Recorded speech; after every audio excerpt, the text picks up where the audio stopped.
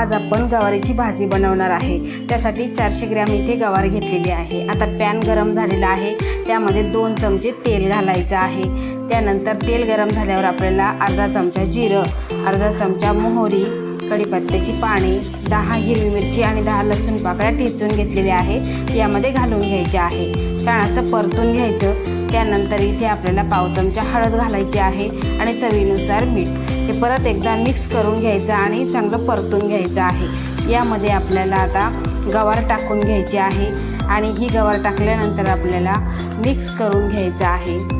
बघा इथे गवार आपली मिक्स करून घेतलेली आहे आणि आता आपल्याला मंद गॅसवर 10 मिनिटे ही शिजवून घ्यायची आहे आणि झाकण ठेवून आपण आता शिजवून घेणार आहे। तर इथे आपली भाजी तयार झालेली आहे, खूप टेस्टी झालेली आहे। एकदा नक्की करून बघा, आवडल्यास सबस्क्राईब जरूर करा।